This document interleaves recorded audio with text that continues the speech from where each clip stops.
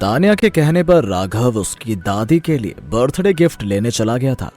राघव जानता था कि तान्या की दादी को यूनिक पेंटिंग्स का शौक था, तो वो अपनी पेंटिंग कलेक्शंस में से गिफ्ट लेने गया था।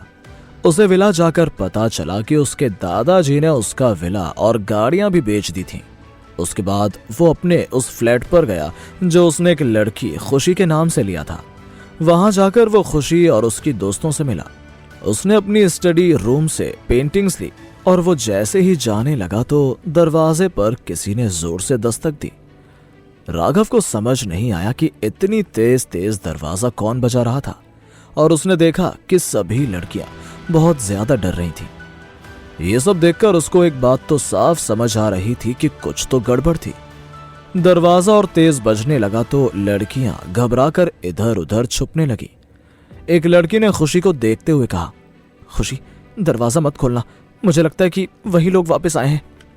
राघव को यह सुनकर बहुत अजीब लगा और उसने खुशी से पूछा, खुशी, क्या बात है, कौन है बाहर?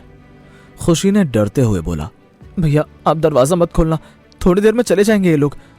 पिछले दिनों में ऐसा कई बार हुआ था कि कुछ लोग फ्लैट के बाहर आकर लड़कियों से बदतमीजी करने की कोशिश करते थे, लेकिन वो झट से दरवाजा बंद कर लेती थी तो वो लोग यहां से चले जाते थे।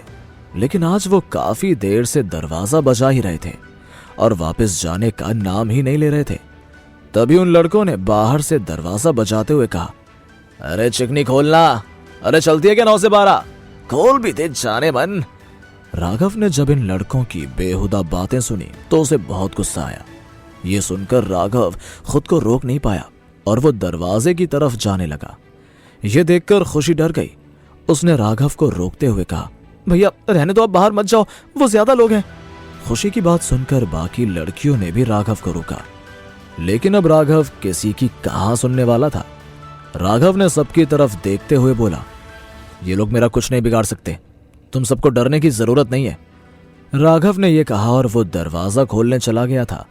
खुशी और उसकी फ्रेंड्स भी राघव के पीछे जाकर खड़ी हो गई। किसी ने अपने हाथ में बेलन ले लिया तो किसी ने बैट। बाहर खड़े लड़कों को जैसे ही दरवाजा खोलने की आवाज आई तो वो लोग वापस बोलने लगे, क्या बात है, आज तो बड़ी जल्दी दरवाजा खोल दिया। दरवाजा खुलते ही शराब की बदबू बहुत तेज आने लगी और जैसे ही उन लड़कों ने राघव को देखा तो उनमें से एक लड़का बोलने लगा, तेरी हिम्मत कैसे हुई मेरी पसंद की लड़की के घर आने की, तुझे तो मैं अभी बताता हूं। वो लड़का आगे बढ़ा और उसने राघव को धक्का देने की कोशिश की, लेकिन वो राघव को उसकी जगह से हिला भी नहीं पाया। उसने गुस्से में राघव से कहा, क्यों अपनी मौत को बुला रहा है? उसने इतना कहा और राघव के मुंह पर मुक्का मारने की कोशिश की। यह देखकर सभी लड़कियां एक साथ चिल्लाने लगी, राघव भैया संभल कर। राघव ने उसका हाथ पकड़ा और उसे जोर से घुमा दिया। जैसे ही राघव ने उसे मारा तो उसका हाथ इतनी तेज दर्द हुआ कि वो राघव पर चिल्लाते हुए बोला, तेरी इतनी हिम्मत कि तू मुझे मारने की कोशिश कर रहा है? तभी उसके पीछे खड़े सभी लड़के राघव की तरफ दौड़कर आने लगे। राघव को जैसे उनसे कोई डर ही नहीं लग रहा था। उसने खुशी की तरफ देखते हुए पूछा, तो खुशी, अभी जब मैं इनकी धुलाई करूंगा तो वो सेल्फ डिफेंस में ही आएंगे ना? हाँ शायद। खुशी ने राघव की बात का जवाब दिया। उसे यह समझ नहीं आ रहा था कि ऐसे टाइम पर भी राघव को मजाक कैसे सूझ रहा था। उसे नहीं पता लगा कि आखिर उसने अभी राघव से क्या कहा था। ओह, फिर तो ठीक है। राघव ने हंसते हुए एक एक को सबक सिखाना शुरू कर दिया। वो सभी लड़के यहाँ ड्रिंक करके आए थे और राघव ने मार मार कर उनका सारा नशा उतार दिया।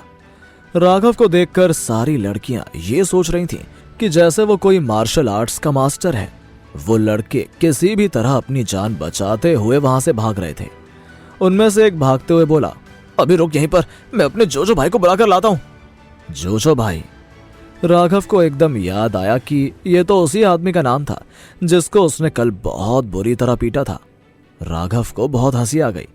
ये देखकर सभी लड़कियां बहुत हैरान हुई और खुशी ने राघव से पूछा, भैया आपने मार्शल आर्ट्स की ट्रेनिंग ली है क्या?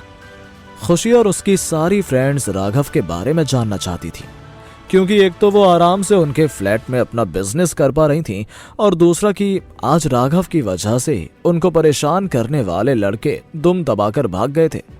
सभी लड़कियां बहुत खुश थीं और उनके लिए राघव किसी हीरो से कम नहीं था। इसलिए वो सभी उसके बारे में जानना चाहती थी। हाँ, थोड़ा बहुत सीखा है तो थोड़ा बहुत कर लेता हूं, लेकिन मेरी पावर मेरा पैसा है, राघव ने सबकी तरफ देखकर कहा। सभी लड़कियां राघव की बात को ध्यान से सुनने लगी। तभी राघव ने फिर से कहा, मैं बहुत अमीर हूं, तुम सबको तो पता ही होगा। राघव ये बोलकर जोर से हंसने लगा। राघव सबसे बात कर रहा था और उनके बीच कहानी और किस्से चल ही रहे थे कि तभी राघव के फोन की घंटी बजी।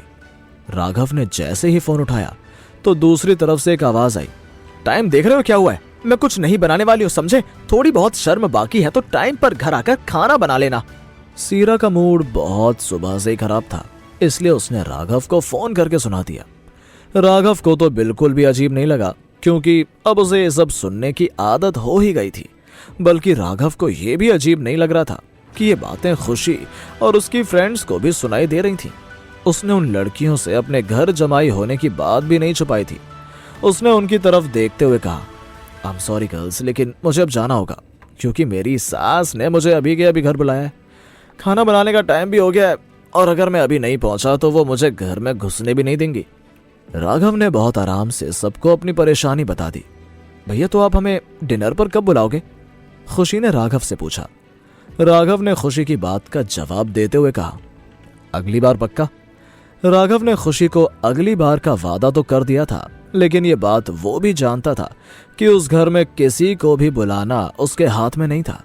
तभी थोड़ी देर में जोजो भाई अपनी गैंग के साथ नीचे पहुंच गया था।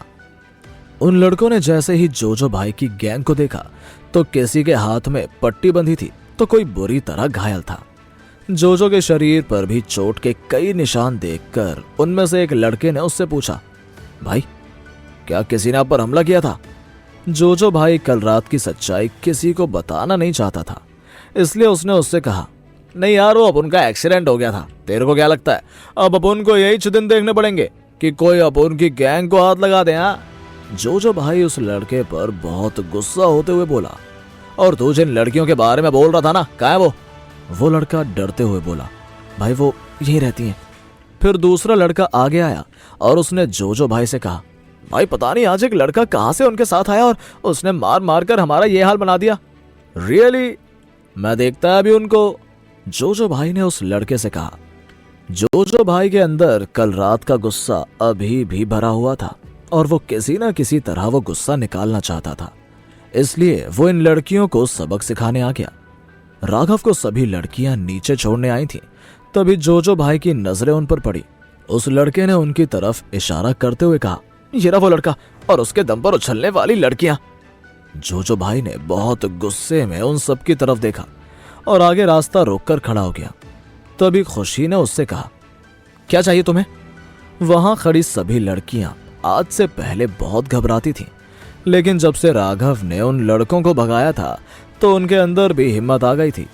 जोजो भाई ने जवाब दिया, आजा अब उनके साथ टाइम स्पेंड कर, मजा कर, और क्या। ये सुनते ही उसकी गैंग के सारे लड़के जोर जोर से हंसने लगे। राघव ने जोजो भाई से कहा, अच्छा मजा करने के लिए मुझे ले चल अपने साथ। वो अपनी बात बोलकर हंसने लगा और बाकी सब चुप हो गए। तभी जोजो भाई ने राघव से कहा, लड़कियों को देखकर ज्यादा उछल रहा है क्या? अभी तेरी सारी चर्बी निकाल दूंगा, भाग जा यहां से, चल।